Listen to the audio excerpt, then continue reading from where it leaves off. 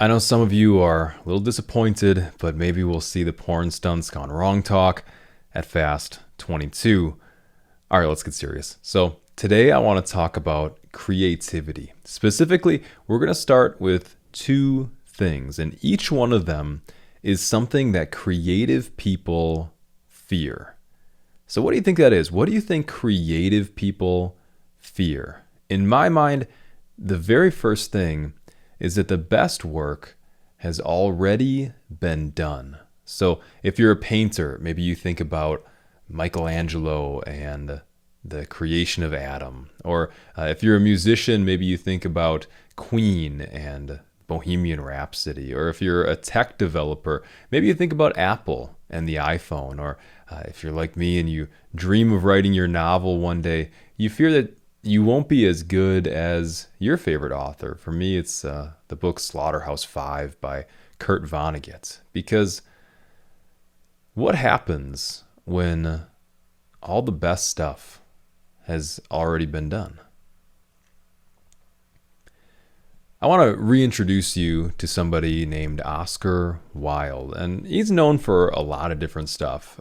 Some people might think about him as like a pure celebrity because he was the one who said the only thing worse than being talked about is not being talked about, and people still repeat that many years later.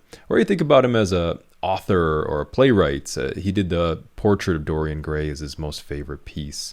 But I think about him as a true observer of people. He really saw through the stuffy social muck of his time, and he really saw how unoriginal people really were. And that's a really scary thought, because that's the other thing. The first thing was that the best work has already been done. That was the first fear. The second fear for creative people is that you're being unoriginal. Notice what he said about originality. He said, most people are other people. Their thoughts are someone else's opinions. Their lives, a mimicry. Their passions, a quotation. I think for creative people, their number one most feared thing is that they're being unoriginal. But let's see if we can flip this around and make it more applicable to what we do. What if somebody said this? Most practitioners are other practitioners. Their treatments are someone else's guidelines. Their protocols, a mimicry. Their passions, a podcast. If you want to be creative in medicine, it's difficult. It's no secret that today we live in a giant echo chamber that's pretty hard to escape, right? Somebody says something, it goes all the way down the line, and eventually it comes right back to us. And what that leaves is evidence-based medicine. EBM starts to become everyone's basis for medicine. And when it comes to creativity, that can leave you feeling a little unoriginal. Like we do nothing but follow protocols and we're not really different than anybody else. It can leave you feel like maybe you've been inculcated into the league of FOAMed, where everyone listens to and reads the same things and does the same stuff. And it can leave you feeling like you're just another number, like there's no room to get creative because you're just following guidelines. I remember sitting at a conference one day and I was listening to a talk loosely on mechanical ventilation. And I looked around the audience and I thought to myself, I bet you if I had a conversation with any one of these people right now and asked them, what they use for vent settings or what they would do in these different mechanical ventilation scenarios, all they would do is just regurgitate this lecture, the MCRIT lecture, Dominating the Vent Part 1, and they definitely throw in Part 2 as well. Don't get me wrong. It's amazing to have evidence-based medicine, and FOAMed helps us to get our hands on this and start trying to incorporate it into our practice so well. If most people use evidence-based medicine, so many of our problems would be solved. But the process never stops there. No one stopped painting because of the Sistine Chapel. No one stopped making music because Queen released Bohemian Rhapsody. No one stopped building tech after the Apple iPhone was released. No one stopped writing books after Slaughterhouse-5 was released. Your brain is... Hang on. I gotta turn on some epic music and some stock footage for this next part. All right, much better. Your brain is unique. You have the ability to personalize patient care and be really, really good at it. You have the ability to have a quote-unquote specialty that people believe that you are just like the master of. You have the ability to create new ways of doing things or new ways of teaching things that make it click with people or improves on a process. No matter who you are, you see the world in a very unique way, and you have something special to share with people. You just might not be sure what that thing is yet or how to get creative in the first place. But I'm going to help you figure out where your creative zone is. And I call that finding a place for your brain. Part 1. Focused and diffuse. I used to work with a guy who said that whenever he had a problem that he was having trouble solving, what he would do is he would take a pen and a paper and he would write the problem down before he went to sleep. And he said that every time he did this, he would wake up and somehow he would have the answer to his problem. And I didn't think much about that. I always thought that's an interesting way to approach that. I'm sure there's something to it, but I mostly forgot about it. And then one day I was reading this book, and here's a book I definitely recommend. It's called A Mind for Numbers by Dr. Barbara Oakley. And she talks about this thing called focused and diffuse thinking. And it really changed the way that I thought about getting deep into a subject. And so I'm going to borrow her illustration here and then this little brain teaser that she uses in here. I want to see if you guys can figure it out. You can kind of play along at home. So here's the first illustration that she used. She used the illustration of a pinball machine. So check this out. So we have this pinball machine and you're going to see the little pinball come up. And what's going to happen here is it's going to hit all these bumpers. You can see in this pinball setup here, there's a ton of different bumpers. And so it gets stuck right inside of one particular area. And that was the focus part. You see how everything kind of sits right in this one area where it's bouncing around? That's kind of like having that idea all in one area of our brain, and the idea starts to grow the more we learn about that subject. So if that's the focused part, what's the diffuse part? Well, the pinball setup is going to change a little bit, and we're going to get rid of a ton of those bumpers. So look at this one over here. So again, that idea, a little pinball comes up, but this time it doesn't get stuck in one area. It's got the ability to bounce all over the place because it doesn't have so many obstacles. And you can think about this as kind of that more relaxed, the idea is bouncing around everywhere, and we're generating new ideas in this way because it's going to other parts of our brain. And so to illustrate this point, and this like really drove it home with me, is she presented this challenge in the book, and it was with 10 dimes. I'll show it to you. So take a look at this picture right here. You have 10 dimes and they're pointing in a up-facing triangle. So it's pointing towards the top of the screen. Now, the challenge was to take these 10 dimes and by only moving 3 of them, you can only move 3, you have to make it so that the triangle faces down. And I had the hardest time with this. And so I was really thinking about it, and I was in that very focused mode of thinking, and I was overthinking it. And it was really interesting what happened. So I started playing around with this and I got some change out, and I was like, which ones would I move? Because I hate going to the answer for a brain teaser. I have to figure this out. I know the answer is really simple, but for some reason, I just can't think of it right now. And so I'm like, okay, I'll move these top 3 ones and we'll see if that gets me a downward facing triangle. And I was like, it's kind of close. If I just cover up these top ones right here, then that would definitely be a downward facing triangle, but those aren't the rules. The whole thing has to be a downward facing triangle. So I'm like, okay, that's not gonna work, right? So look at this again, and I'm gonna help us fast forward into a diffuse mode of thinking. Maybe some of you guys have the answer right now, maybe some of you guys don't. So stare, this is what happened to me. I was like ready to give up and find the answer at the back of the book, and I was just staring at it. And I was thinking, why can't I figure out this problem? And I was staring at it, I'm staring, and this is what started to happen to my vision. Are you guys staring at that center dime?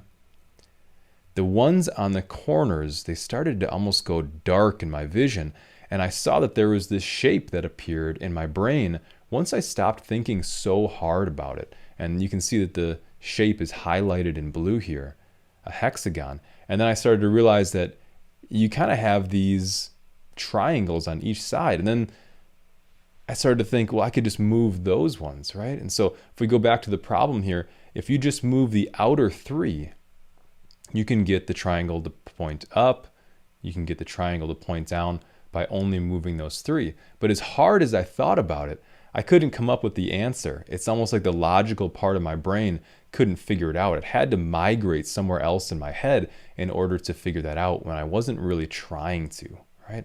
And so this is the focused or diffuse. Is one better than the other? You have to stop thinking about it as focused or diffuse. Think about focus then diffuse. When we get to an area in our thinking, in our study, where that idea becomes stuck somewhere, it's time to take a break. It's time to then do diffuse thinking, where we remove some of these barriers for this thought to roll around. And so focused, how do we do that? First, after you study hard, think about, what do I actually remember from this? Because we can just get in this zone of reading and reading and reading, and it becomes this passive exercise where we're not even absorbing it anymore.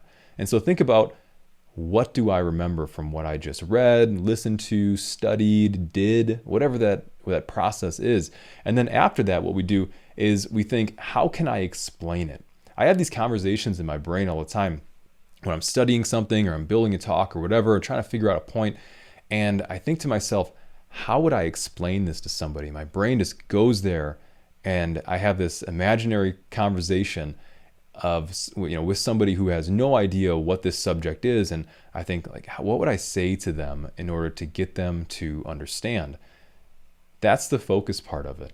And then what about diffuse? So diffuse, this is when we get those new understandings, those new ideas, deeper understandings, because it can go around the different parts of our brain. So let's visualize this real quick and see what happens going from focus to diffuse. So this little idea starts to occur, and it grows in size, but there's a limit to it. There's a limit to focused logical thinking where these barriers go up, and that idea can't grow anymore, and it really can't be expounded upon. So what do we have to do? Somehow we have to break those barriers down so that that idea can go and find its perfect spot in our brain where we're going to generate new ideas about that thing. So I thought it was really interesting as I was writing this talk. I was reading this book called Flowers for Algernon. It's a super good book. If you guys have seen this before, older book. This was printed in 1959, I think, by Daniel Keyes. Super good book. It's loosely based, if you guys have ever seen that Simpsons episode where Homer gets the crayon removed from his brain and becomes really smart. We could remove the crayon for you. It could vastly increase your brain power, or it could possibly kill you. Increase my killing power, eh? Let's do it. It's loosely based on this book. So I'm going to show you guys a passage from this book because I don't think that I could articulate this process any better than this book did. It was just happenstance that I was reading this at the same time that I was writing this. And so Charlie, the main character, he becomes a genius by having this operation, essentially, very similar to how Homer became very smart when they pulled the crayon out of his nose. And so he's working on this hypothesis. He's trying to figure out why Algernon, from the name of the book, is starting to regress because Algernon had the same procedure to make him very, very smart. He's a lab mouse. So, where did that rat come from? He must have brought it in with him. And so here's what Charlie was struggling with. Blind alley for the past 2 days. Nothing. I've taken a wrong turn somewhere because I get answers to a lot of questions, but not to the most important question of all. How does Algernon's regression affect the basic hypothesis of the experiment? Fortunately, I know enough about the processes of the mind not to let this block worry me too much. Instead of panicking and giving up, or what's even worse, pushing hard for answers that won't come, I've got to take my mind off the problem for a while and let it stew. I've gone as far as I can on a conscious level, and now it's up to those mysterious operations below the level of awareness. It's one of those inexplicable things, how everything I've learned and experienced is brought to bear on the problem. Pushing too hard will only make things freeze up. How many great problems have gone unsolved because men didn't know enough or have enough faith in the creative process and in themselves to let go for the whole mind to work at it. So this was written in 1959, and I thought it was super fitting for what we were talking about today. But if we go back even further to 1905, this is a great case in point on how this diffuse process can really work. This is Albert Einstein, and at the time he was working in a patent office, and he was working on his theories. He was working on the theory of special relativity, E equals mc squared, and here's how he eventually came to solving those problems, proving his theories. So one day he's in Bern, Switzerland, and there's this clock tower, and he's on a streetcar, which you could also think of like essentially like a trolley going through Bern, Switzerland. And he was looking out the back window at this clock tower. And he imagined himself. He was in the diffuse mode of thinking. He's not sitting down studying. He wasn't thinking hard about these problems. He had done all that work ahead of time, and his brain was primed to solve this problem. How so? So when he was traveling in the streetcar, he imagined, just an epiphany, just a kind of a eureka moment. He imagined that the streetcar was traveling away from the clock tower at the speed of light. Why? Because he hypothesized that if he was moving away from the source of the light at the same speed as light, he would perceive the clock tower as being frozen in time. You can imagine that. As he's moving away, speed of light, the light that's reaching him, they've reached equilibrium, and now he perceives it as being frozen in time. So how do we do that? How do we take Einstein's method of thinking, this passage from Flowers for Algernon, how do we let that apply to us? Well, after we've done that really focused form of thinking, studying hard, priming our brain to have these ideas in the first place, it's time to take a break and do something when we're not thinking so hard about everything. Because you'll hear people say that all the time. I wasn't thinking about anything, and all of a sudden I got the answer to my problem. It just came to me. It's because the brain was working on it on a subconscious level. Maybe it's time to take the dog out for a walk. This is Moose. This is diffuse mode thinking right now. It lets your brain have those ideas just floating around to different parts of your brain until they find an area that just fits, and you come up with your eureka moment. Or maybe after that, it's time for a little nap with the dog, or maybe you do something different.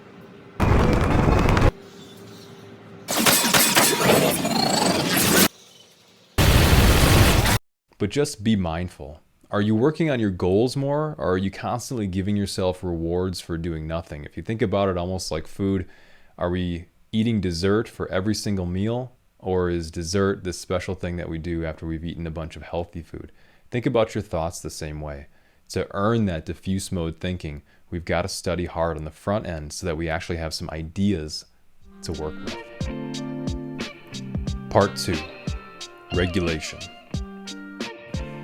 So you get up every morning, and like most people, you probably make a cup of coffee, right? You've probably been doing it every morning and maybe even into the afternoon for years and years and years. And what happens if you ever try to go just cold turkey on coffee? Well, your body doesn't like that very much.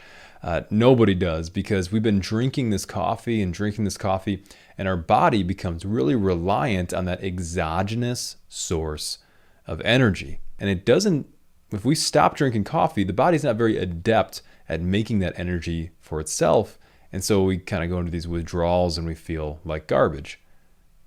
Let's look at another example of something exogenous. So let's say that one day you decide that you want to be a bodybuilder, right? So you start taking anabolic steroids. So you take a bunch of testosterone, right? You're taking this testosterone, and what does the body do? The body's not stupid. What the body's going to do is it's going to sense that, okay, I've got loads and loads of exogenous testosterone coming in. So what am I going to do? Well, since we have all this exogenous testosterone coming from somewhere, I'm just going to stop making it. I'm not going to double up and continue to produce this thing when we're getting it clearly from somewhere else. And one more example. So you take some kind of medication. Let's say just for some reason tomorrow I start taking Synthroid, but I have a healthy thyroid, right? So I start taking this Synthroid. What's going to happen? Is my body going to continue to produce thyroid hormone? No, it's not. It's going to stop producing that because it's going to sense that I'm already getting that from somewhere. Okay, so what's the point? Anytime that we take in something exogenous, the body, the brain, it knows that, and so it stops producing that thing. So how does this work into creativity? How does this work into new ideas? Well, let's graph this out real quick first. Let's say we have substance X. The body's always checking to see, is it high or is it low? Now, if it's low, what's the body going to do? It's going to make more of that thing, and then it's going to go back into the systems of checks and balances where it says, how much of substance X do I have?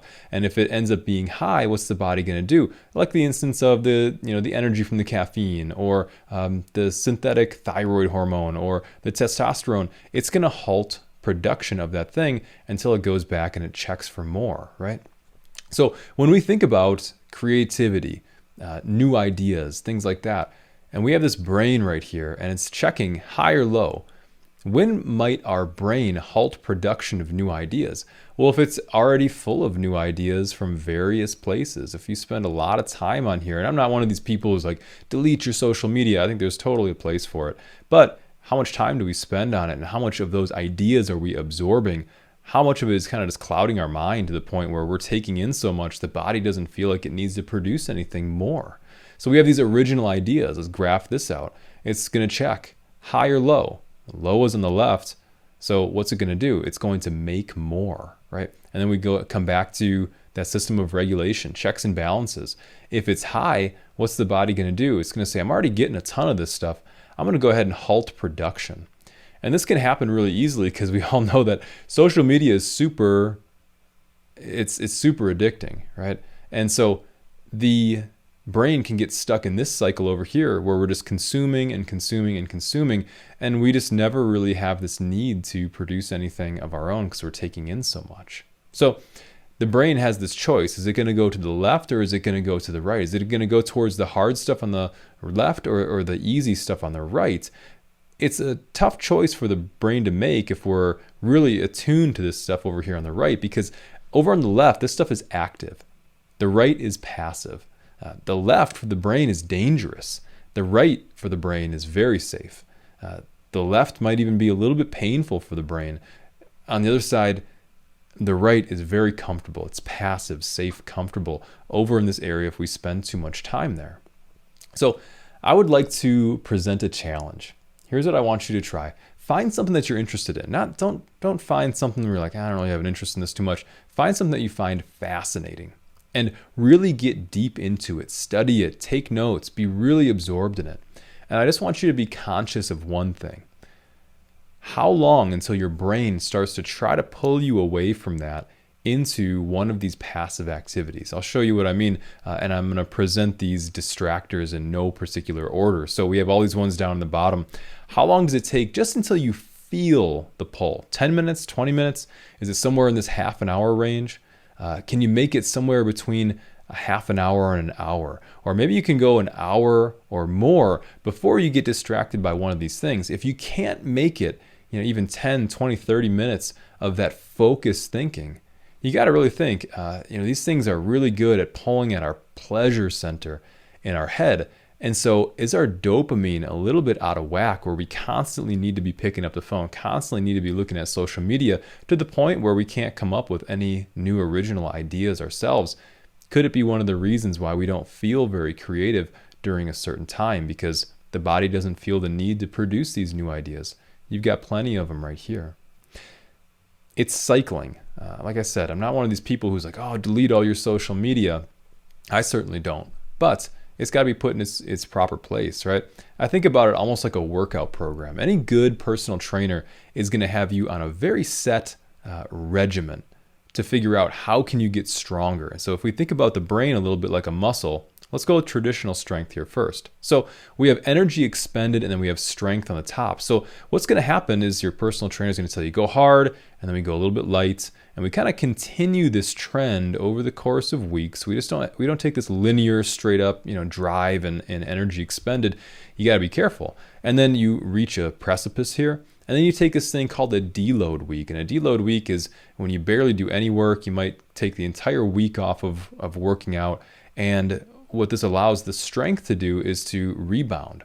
And so this is called super compensation. What happens is your strength when you're working out is going down and down and down and down and down, because you're putting yourself into this energy hole. You're working into an energy debt. And so what happens is you're getting weaker that entire time. You don't get stronger in the gym. You get stronger when you sleep, when you rest, right? And the body rebuilds itself. And so as the energy expended goes down at the end of this cycle, what happens is the strength goes up, right? So what if we were to replace some of this stuff on the screen? Instead of energy expended or strength, let's replace these with a couple things. Creativity and new ideas, mental energy expended, right? And so when we do this, we can have that super compensation, just like we would with a muscle that we've been working out and working out and working out. If we can hit this cycle just right, we can have this creativity, these new ideas, and we can use that super compensation, just like a muscle. Part 3, mastery. I'm going to talk about a couple of concepts that I bet you guys have seen before, but I'd like to shine them in a different light and talk about them specifically in the context of creativity and having new ideas and really getting involved in a project that's very specific. So this initial graph here is going to be wrong, because this is the way that most people think it would go. So there's confidence on the y-axis, and then it can either be low or high, and then competence on the x-axis, and it can be a know-nothing or all the way over to guru. And we would initially think it goes like this, right? But unfortunately it doesn't. This is a totally false graph. If you guys have heard of this thing called the Dunning-Kruger effect, which I'm sure you've heard of if you've partaken of any FOMED in the past 10 years, and human factor performance and things like that, psychology of resuscitation, things like that, you've probably seen that this graph takes some really funny turns. And so it starts with this initial jet up in confidence while we still know like nothing. And this is called the peak of Mount Stupid. Doesn't sound like a place where we really want to spend much time. Fortunately, we don't spend too much time there. It seems like we rapidly get humbled, and then we come down here into the Valley of Despair. Really great place. It's two really great places to be, right? Peak of Mount Stupid followed by the Valley of Despair. Now, then the graph starts making a little bit more sense after we've been humbled from our initial peak of Mount Stupid, where we come over here to the Slope of Enlightenment.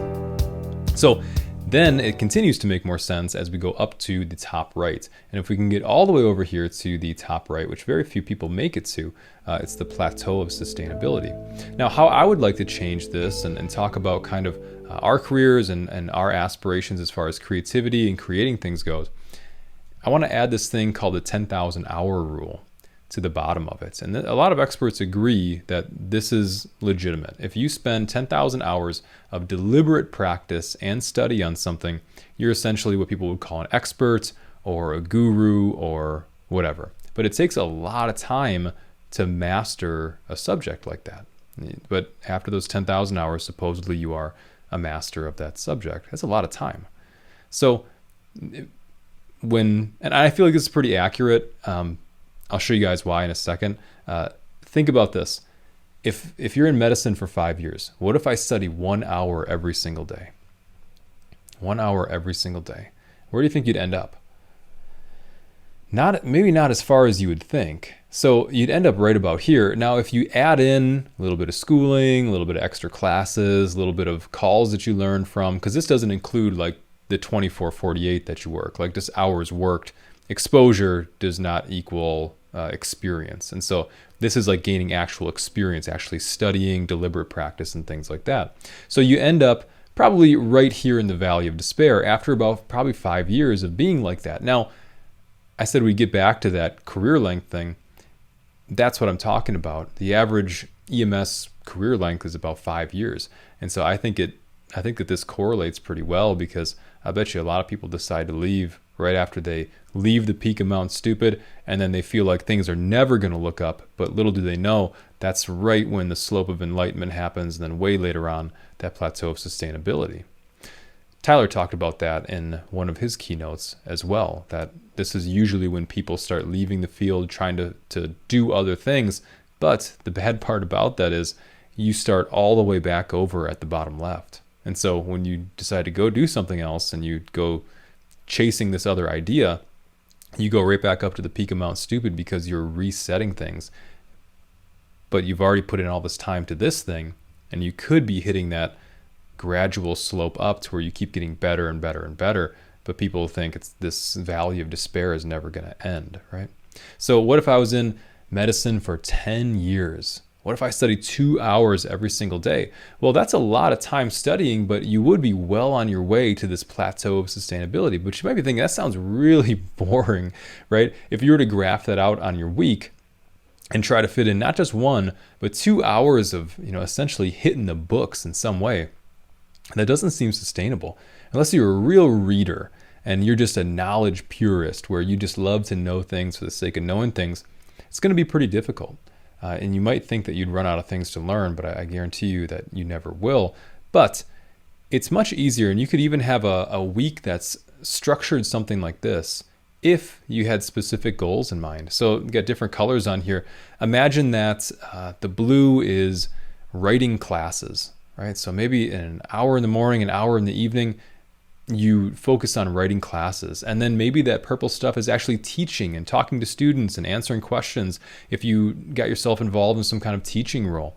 And maybe the yellow one is like a podcast, and maybe these gray ones up on the top of Friday, maybe that's when you spend a little bit of extra time and you decide you're going to write for a blog instead of a class, or study for a podcast that you're going to do. The point being that when you have specific goals in mind, this slope here and these hours, they don't really become intimidating anymore. We can't focus on, are we on a peak of Mount Stupid, or are we in the Valley of Despair? How long until we get to this slope of enlightenment? We can't let it get us down. We just have to be happy with where we are and figure out some projects to get us into the future and continue, because this is going to happen either way. And we just have to figure out what's going to get us continuing to move forward regardless of where we are. I always have to remind myself of that, because I'm a big projects person. And so I always tend to think that my sense of accomplishment or my happiness is going to be right on the other side of this project, but it's not. I don't know who said it, but there's a famous saying that goes that if you can't get happiness to be where you are, it'll never be where you're going either. I pretty much slaughtered that, but you get the point. If you can't figure out how to be happy now with where you are and what you're doing and how you're studying and where you are on this graph, no matter what point you get to here, you'll always feel like there's the next thing. And so you just have to accept that it's part of the process. But if you want to get into that process and you actually want to start, you should probably have some goals in mind, because you want to be able to apply that knowledge, apply that creativity somewhere. Conclusion. So first we talked about focused and diffuse thinking and how important it is to be able to switch from one mode to the other so that ideas can float around our brain effectively. And then in part 2, we talked about regulation. And regulation was always about controlling what came into our brain, because if we had a lot of exogenous stimulus, then our brain might not be prompted to create our own new and fresh ideas. And then we went to part 3, which is all about mastery. And mastery was about the 10,000 hour rule and the Dunning-Kruger effect. And then we talked about having specific goals so that your creativity, all the effort that you put in, it doesn't seem wasted. But in talking about all of that stuff, I never mentioned that creativity has prerequisites. And I bet you've seen what they are before. I bet you everybody's seen what they are. And it sounds obvious, but we can use this stuff as a checklist when we're not feeling creative. Or you might not even have the want to be creative. Some people want to be creative, but they can't just quite get there. And then other people just have no motivation to be creative whatsoever. But if we use this checklist, you might figure out why. So as I'm popping these things up on the screen, do a mental checklist and say, am I deficient in any one of these areas? Because it commonly happens to all of us. We look at this list and we say, whoa, I have that area like way screwed up. No wonder I'm not feeling creative. So check out what this is. So you have your basic needs down here. This is the Maslow's hierarchy of needs, right? Security, safety, stuff like food, water, warmth, rest. Those are your basic needs. Then you have physical needs up here.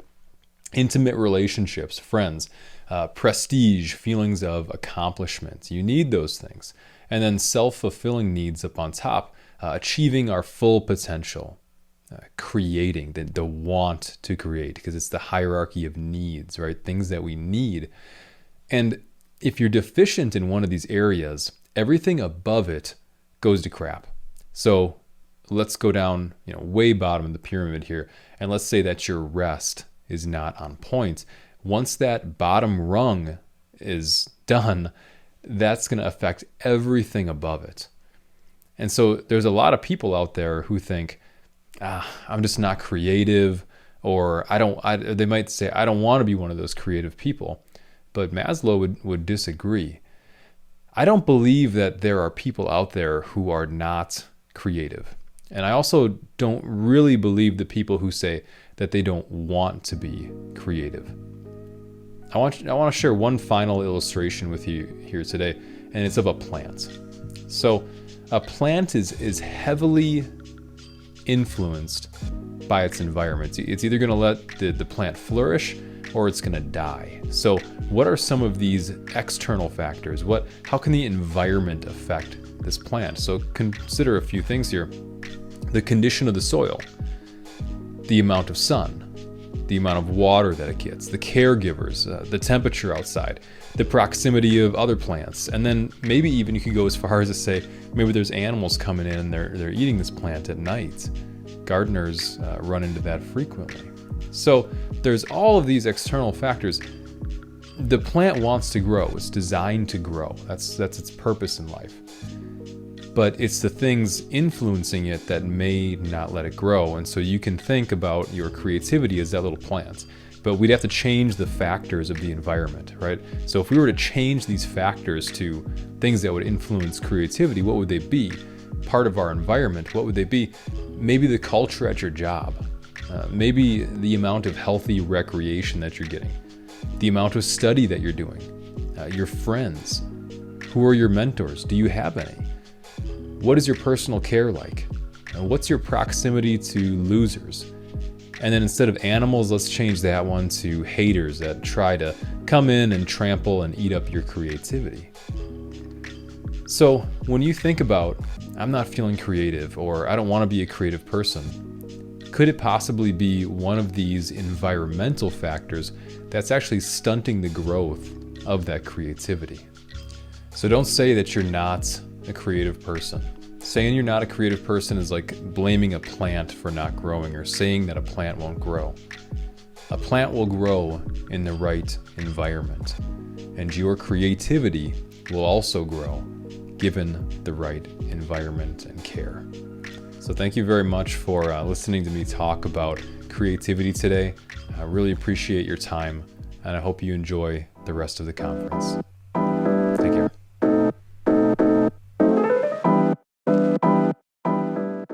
So when it comes to gaining and maintaining my creativity, I take 2 simple steps. Step number 1 is get out and get some nice exercise. That's where Samuel's involved. get a nice run in, get a good catecholamine dump, and it really helps me to develop the macros of whatever I'm starting to work on. So that big overarching plan of what I want to do, be that a training or a video or whatever it is. And then I get into the lab where I can have some quiet and some concentration and build on that macro that I've developed during that workout. And that's where I bring together those finer points. For me, creativity can come at really any time.